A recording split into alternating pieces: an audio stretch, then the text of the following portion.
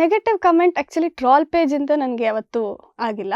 ಒಂದು common audience ಏನಾದರೂ ಒಂದು 100 ಜನದಲ್ಲಿ ಒಂದು 2-3 ಜನ ಇದ್ದೇ ಇರ್ತಾರಲ್ಲ ಬೇಡ್ದಿರೋದು ಮಾಡೋದು, ನಾನು ಇಗ್ನೋರ್ ಮಾಡಿಬಿಡ್ತೀನಿ. ಬಿಕಾಸ್ ಇವಾಗ ಫಾರ್ ಎಕ್ಸಾಂಪಲ್ ಇವಾಗ ಒಂದು ಪೋಸ್ಟ್ ಹಾಕಿರ್ತೀನಿ, ಅದಕ್ಕೊಂದು 10,000 ಲೈಕ್ಸ್ ಬಂದಿರುತ್ತೆ. ಒಂದು 10 ಕಮೆಂಟ್ ಹೋಗಲಿ, ಫಾರ್ ಎಕ್ಸಾಂಪಲ್ 100 ಕಮೆಂಟ್ಸೇ ಕೆಟ್ಟದ್ದು ಬರಲಿ ಅಂತ ಅಂದ್ಕೊಳ್ಳೋಣ.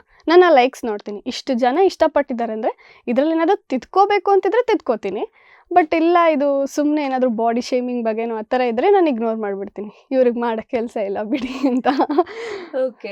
ಸೊ ಸೋಷಿಯಲ್ ಮೀಡಿಯಾದಲ್ಲಿ ಹೇಗೆ ನೀವು ಆಕ್ಟಿವ್ ಆಗಿರ್ತೀರಾ? ನಿಮ್ಮನ್ನು ಇಷ್ಟಪಟ್ಟು ಯಾರಾದರೂ ಮೆಸೇಜಸ್ ಹಾಕಿದ್ರೆ ರೆಸ್ಪಾಂಡ್ ಮಾಡ್ತಿರ್ತೀರಾ? ನಾನು ಸ್ವಲ್ಪ ಈ ನಡುವೆ ಆ್ಯಕ್ಟಿವ್ ಆಗಿದ್ದೀನಿ, ತುಂಬ ಇನ್ಆ್ಯಕ್ಟಿವ್ ಆಗಿದ್ದೆ ನಾನು. ಎಲ್ಲಾದರೂ ಆಚೆ ಹೋದರೆ ಸ್ವಲ್ಪ ಆ್ಯಕ್ಟಿವ್ ಆಗಿರ್ತೀನಿ. ಆ್ಯಕ್ಚುಲಿ ಅನ್ಫಾರ್ಚುನೇಟ್ಲಿ ಎಲ್ಲರಿಗೂ ರಿಪ್ಲೈ ಮಾಡೋಕ್ಕಾಗಲ್ಲ, ಬಟ್ ಲೈಕ್ ಮಾಡ್ತೀನಿ. ಇವಾಗ 100 ಕಮೆಂಟ್ಸ್ ಇದ್ದರೆ ಫ್ರೀ ಇದ್ದರೆ ಮಾಡ್ತೀನಿ ಎಲ್ಲರಿಗೂ ಥ್ಯಾಂಕ್ ಯು ಅಂತ. ಬಟ್ ಲೈಕ್ ಮೂಲಕ ನಾನು ನನ್ನ ಗ್ರ್ಯಾಟಿಟ್ಯೂಡ್ನ ಎಕ್ಸ್ಪ್ರೆಸ್ ಮಾಡ್ತೀನಿ. ಓಕೆ. ಯಾವುದಾದ್ರೂ ಸ್ಟ್ರೇಂಜ್ ಮೆಸೇಜ್ ನೋಡಿದ್ದುಂಟಾ? ಅಂದರೆ ಕೆಲವ್ರಿಗೆ ರಿಪ್ಲೈ ಮಾಡಿಲ್ಲ ಅಂದಾಕ್ಷಣ ಅಫೆಂಡ್ ಆಗಿಬಿಡ್ತಾರೆ, ನೋಡಿ ಇವ್ರು ಎಷ್ಟು ಇಷ್ಟಪಟ್ಟರು ರಿಪ್ಲೈನೇ ಮಾಡಿಲ್ಲ ಅಂತ. ಇದೆ ಆ ಥರ ತುಂಬ ಜನ ಇದ್ದಾರೆ, ಅಫೆಂಡ್ ಆಗೋರು ಇದ್ದಾರೆ. ಬಟ್ ತುಂಬ ಕೆಲವೊಬ್ರು ಲೈಕ್ ಕಾನ್ಸ್ಟೆಂಟಾಗಿ ಫಸ್ಟ್ ಪೋಸ್ಟಿಂದನೂ ಲೈಕ್ ಇವಾಗೇನು ಪೋಸ್ಟ್ ಮಾಡ್ತೀನಿ ಅದಕ್ಕೆ ಕಾನ್ಸ್ಟೆಂಟಾಗಿ ಕಮೆಂಟ್ ಮಾಡೋರು ಇದ್ದಾರೆ, ಇವೊಂದು ನಾನು ರಿಪ್ಲೈ ಮಾಡಿಲ್ಲ ಅಂತಂದರು.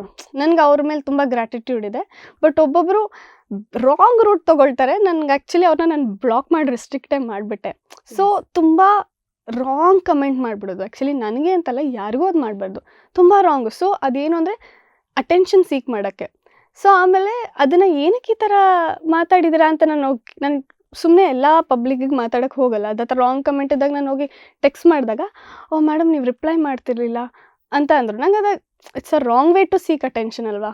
ಕೆಟ್ಟದಾಗ ಕಮೆಂಟ್ ಮಾಡಿ ಅವಾಗ ಅವ್ರ ಅಟೆನ್ಷನ್ ತೊಗೊಂಡು ನೀವು ರಿಪ್ಲೈ ಮಾಡ್ತಿರ್ಲಿಲ್ವಲ್ಲ ಅದಕ್ಕೆ ಅಂತ.